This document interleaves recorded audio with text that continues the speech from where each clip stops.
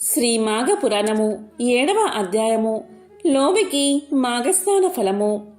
పార్వతీదేవికి పరమేశ్వరుడు మాఘస్నాన మహత్యం గురించి ఇంకొక కథను ఇలా చెప్పాడు. గౌరీదేవి ఇష్టం ఉండి చేసినా, యథాలాభంగా ఇష్టం లేకుండా చేసినా మాఘమాస స్నానం మంచి ఫలితాన్ని ఇస్తుంది.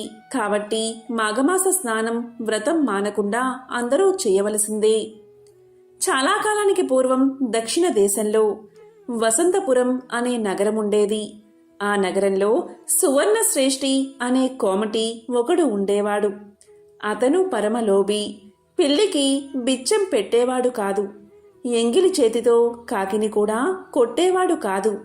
తండ్రి తాతలు సంపాదించిన ఆస్తిపాస్తులు చాలానే ఉన్నా ఇంకా సంపాదించాలని తాపత్రయపడేవాడు. వడ్డీలకు వడ్డీలు కట్టి పేదవారిని పీడించుకుని తింటూ ఉండేవాడు. తాకట్టు వస్తువులు ఎన్నిటినో పోగు చేసి ఇల్లు నిండబెట్టేవాడు. పొలాల మీద తనఖా అప్పులిచ్చి వాటిని వసూలు చేసుకునేందుకు న్యాయస్థానాల మెట్లు ఎక్కేవాడు. చెట్ల కాయలు, పళ్ళు, కూరగాయలు ఒకటేమిటి అమ్మడానికి వీలైన వస్తువులంటిని అమ్మి సొమ్ము చేసుకునేవాడు. సంతానం లేకపోయినా భూములు, తోటలు, దొడ్లు ఎన్నో అక్రమంగా సంపాదించి వాటిని చూసుకుని మురిసిపోయేవాడు. ఒకనాడు ఆ కోమటి ఏదో పని మీద గ్రామాంతరం వెళ్లే పని వచ్చి వెళ్ళాడు. రాత్రికి ఇంటికి చేరలేకపోయాడు. ఆనాటి సాయంకాలం ఒక బ్రాహ్మణుడు ఏదో ఊరికి ప్రయాణం చేస్తూ చీకటి పడేవేళకు వసంతపురం వచ్చాడు. మాఘమాసం చలికాలం. ఎవరైనా కాస్త తలదాచుకునేందుకు చోటిస్తారేమో అని అందర్నీ అడుగుతూ ఈ కోమటి ఇంటికి కూడా వచ్చి ఆయన భార్యను చూసి ఆ బ్రాహ్మణుడు ఇలా పలికాడు.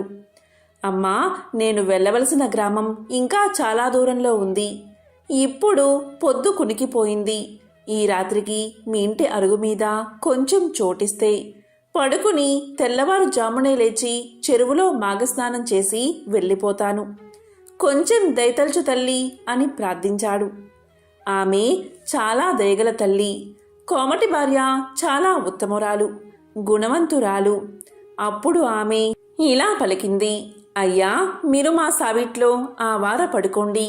పక్కకు కప్పుకునేందుకు దుప్పట్లు ఇస్తాను అంటూ దుప్పట్లు ఇవ్వడమే కాక ఇంట్లో ఉన్న కొన్ని పళ్ళు తినడానికి ఇచ్చింది. అప్పుడు ఆ బ్రాహ్మణుడు సంతోషంగా వాటిని ఆరగించిన తరువాత ఆవిడ ఇలా పలికింది. అయ్యా, మీరు తెల్లవారుజామునే లేచి మాఘస్నానం చేసి వెళ్తాను అంటున్నారు. మాఘస్నానం అంటే ఏమిటి? దాని విశేషమేమిటి? దాని ఫలితం ఏమిటి? దయచేసి చెప్పండి స్వామి అని వేడుకుంది ఆమె. అప్పుడు ఆ బ్రాహ్మణుడు ఇలా సమాధానం చెప్పాడు. తల్లి, ఇప్పుడు నడుస్తున్నది మాఘమాసం. రేపు పూర్ణిమ తిథి, పరమ పవిత్రమైన రోజు. మాఘమాస వ్రతమహిమ చెప్పాలంటే 1000 నోళ్లు గల ఆదిశేషుడికి కూడా సఖ్యం కాదు. మాఘమాసం నెల రోజులు నదిలోనో చెరువులోనో సూర్యోదయ వేళకు ముందే స్నానం చేసి శ్రీ లక్ష్మీ సహిత శ్రీనారాయణుడికి పూజ చేసి మాఘ పురాణం విని ఒక బ్రాహ్మణుడికి స్వయంపాకం ఇచ్చిన వారికి కలిగే పుణ్యం చాలా గొప్పది. నెల రోజులు చేయకపోయినా పూర్ణిమ వంటి పవిత్ర తిథియందు స్నానం చేసినట్లయితే మాఘమాస వ్రతఫలం అంతా దక్కుతుంది అని ఆ బ్రాహ్మణుడు చెప్పగానే ఆవిడ ఇలా పలికింది. మహానుభావా, నేనింతవరకు అలాంటి వ్రతాలు చేసి ఎరగను. నేను రేపు ఉదయం మీతో పాటు చెరువుకి స్నానానికి వస్తాను. మీరు సుఖంగా నిద్రపోండి అని ఆవిడ లోపలికి వెళ్ళిపోయింది.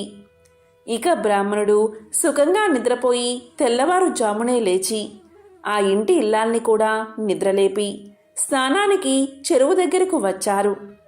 బ్రాహ్మణుడు స్నానం చేసి సంకల్పం చెప్పుకున్నాక ఆమెకు కూడా సంకల్పం చెప్పి స్నానం చేయించాడు. అంతలో పొరుగు ఊరుకు వెళ్లిన కోమటి ఊళ్ళోకి తిరిగి వస్తూ చెరువులో స్నానం చేస్తున్న భార్యను చూశాడు. అప్పుడు కోమటి ఇలా అనుకున్నాడు. ఈవిడ స్నానాలు చేసి దాన ధర్మాలు అంటూ నేను కష్టపడి కూడబెట్టిన ధనాన్నంతటినీ బ్రాహ్మణులకు పేదవాళ్లకు ఇచ్చి పాడు చేస్తుందా అని అనుకుని కోపం వచ్చి ఎందుకిలా చెరువులో స్నానం చేస్తున్నావని భార్యను అడిగాడు. అప్పుడు ఆమె ఇలా పలికింది. మాఘమాసమిది. ఈరోజు పున్నమి, ఈరోజు స్నానం చేస్తే చాలా పుణ్యమట. ఈ అయ్యవారు చెప్పారు, అందుకే నేను స్నానం చేస్తున్నానని ఆవిడ చెప్పింది. దాంతో కోమటి నాకు చెప్పకుండా ఇలాంటివన్నీ చేస్తావా అంటూ స్నానం చేస్తున్న భార్యను కొట్టడానికి చెరువులోకి దిగి కాలుజారి పడి ఆ చెరువు నీటిలో మునిగిపోయాడు. బ్రాహ్మణుడు కోమటిని లేవదీసి అతని భార్యకు అప్పగించి తన దారిన తాను వెళ్ళిపోయాడు. కోమటి కాలుజారి పడినా నిండా మునిగాడు కనుక అతనికి కూడా మాఘస్నాన ఫలం దక్కింది. ఈ విధంగా కొంతకాలం గడిచింది. కోమటి దంపతులు చాలా ముసలివాళ్ళు అయిపోయారు. రోగం కూడా వచ్చి ఇద్దరూ ఒకేసారి చనిపోయారు. అప్పుడు కోమటిని తీసుకుపోవడానికి యమభటులు వచ్చి పాసాలతో లాగుతున్నారు. కోమటి భార్యను తీసుకుపోవడానికి దేవదూతలు విమానంలో వచ్చారు. అప్పుడు ఆమె యమభటులతో ఇలా పలికింది, ఓ యమకింకరులారా, ఈ అన్యాయమేమిటి? భార్యాభర్తలం ఇద్దరం సమానమే కదా. నన్ను విష్ణులోకానికి తీసుకుపోవడం ఏమిటి? ఆయన్ని నరకానికి అంటే యమలోకానికి తీసుకుపోవడం ఏమిటి అని ప్రశ్నించింది. అందుకు యమభటులు ఇలా చెప్పారు, అమ్మా, నీవు ఒక మాఘ పూర్ణిమ నాడు చెరువులో మాఘస్నానం చేసినందువల్ల నీకు మహాపుణ్యం కలిగింది. అందుకు నీకు విష్ణులోకానికి చేరే అదృష్టం పట్టింది. నీ భర్త ఎప్పుడూ కూడా ఇలాంటి స్నానాలు కానీ వ్రతాలు కానీ చేసి ఎరగడు. అలాగే ఎప్పుడూ కూడా ఒక్కసారైనా పూజ కూడా చేయలేదు. పైగా పూజలు చేసేవారిని, దాన ధర్మాలు చేసేవారిని నిందించేవాడు. ఎవ్వరికీ పైసా కూడా దానం ఇయ్యలేదు. ఇంటికి వచ్చిన వాడికి ఒక పండును కానీ కాయను కానీ ఇవ్వలేదు. ఇలాంటి పాపాత్ముణ్ణి తీసుకురమ్మని మా యమధర్మరాజు గారు మమ్మల్ని ఆజ్ఞాపించారు. అందుకే తీసుకుపోతున్నాము అని యమభటులు సమాధానం చెప్పారు. అప్పుడు కోమటి భార్య మళ్ళీ ఇలా పలికింది, అయ్యలారా, నేను పూర్ణిమ నాడు స్నానం చేస్తూ ఉండగా నన్ను కొట్టడానికని చెరువులో దిగి కాలుజారి పడ్డ నా భర్త నీళ్ళల్లో మునిగాడు కదా, అతనికి మాత్రం మాఘస్నాన ఫలం దక్కదా? యమధర్మరాజు ఈ విషయం ఆలోచించలేదా అని అడిగింది.